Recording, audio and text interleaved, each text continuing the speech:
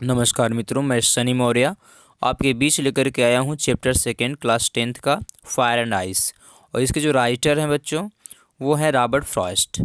तो इनका जो फर्स्ट स्टांजा है फायर एंड आइस का, इसे मैं सुना रहा हूँ, ज़रा ध्यान से आप सुने और समझने का प्रयास करें। Some say the world will end in fire. Some say means some people से, कुछ लोग कहते हैं द वर्ल्ड विल एंड, विश्व समाप्त होगा, इन फायर मीन्स आग में। सम से, सम पीपल से, इट मीन्स कुछ लोग कहते हैं इन आइस, इसकी जो समाप्ति होगी, जो ये वर्ल्ड है इसकी समाप्ति होगी इन आइस का मतलब आइस में, बर्फ में। ठीक है, तो यहाँ पे आप समझ पाएंगे आगे कि आइस का सेंस क्या है और फायर का सेंस क्या है। ठीक है, from what I have tested, from what जो कुछ, आई हैव टेस्टेड मैंने टेस्टेड का मतलब अनुभव किया, ऑफ डिज़ायर वो क्या है, डिज़ायर है, डिज़ायर का मतलब इच्छा है। तो कहने का मतलब ये है कि फायर में के माध्यम से या आइस के माध्यम से ये विश्व समाप्त हो जाएगा। तो इसके लिए जो कुछ भी मैं इच्छा कर पाया हूँ, मैंने ये अनुभव कर लिया है कि इसके समाप्ति का जो मेन मुद्दा है वो है डिज़ायर। डिज़ायर का सेंस यहाँ इच्छा है, लेकिन आप प्रबल इच्छा भी कह सकते हैं। तो राइटर कह रहे हैं, अर्थात राइटर कौन है, रॉबर्ट फ्रॉस्ट जी, ये कह रहे हैं I hold with those. Hold का मतलब पक्ष लेना, यहाँ पे कह सकते हैं टू टेक साइड या इन फेवर। ठीक है, आई होल्ड विद दोज, मैं उनका पक्ष लेता हूँ, हु फेवर फायर, जो फायर के अर्थात फायर के पक्ष में है, जो आग के पक्ष में है, मैं उनका साथ देता हूँ या उनके ही पक्ष में मैं भी हूँ। तो यहाँ जो रॉबर्ट फ्रॉस्ट हैं ये बताना चाहते हैं, in the first stanza the writer और poet says that you can see there can be two possible ways for the world to end. On one side, there are people who believe that the world will end because of fire.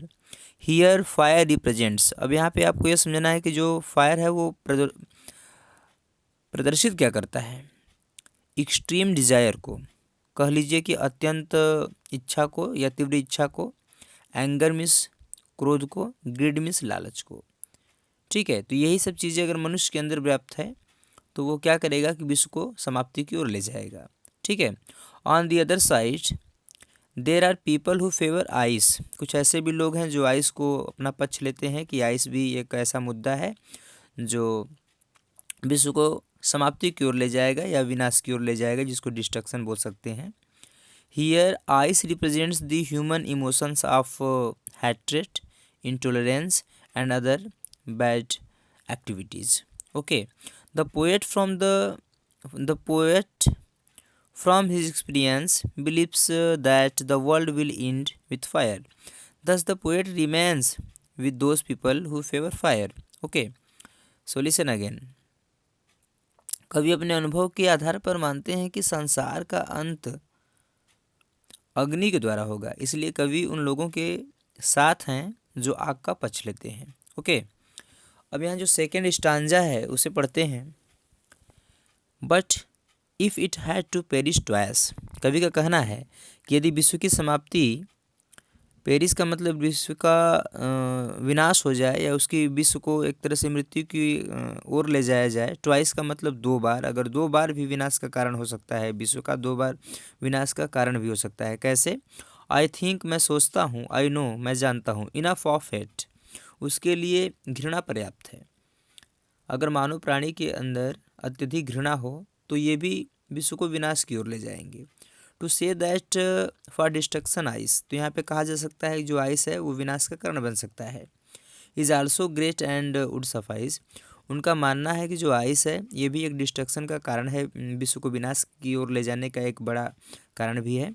And would suffice का मतलब, यहाँ suffice जो आया है बच्चों, इसका sense है पर्याप्त, मतलब ये भी पर्याप्त है जो विश्व को विनाश की ओर ले जा सकता है। We can say it in the other way, In the stanza second, the poet thinks that if the world has to end twice, ice would also be able to destroy it completely. For the poet, ice, ice means here ice represent hatred, is a powerful as a desire. Desire means fire, okay, but ice means hatred. In human beings, hatred is long lasting, and it enters into their hearts. It remains throughout the life. Thus, the poet thinks that ice or hatred will be sufficient to bring an end of this world.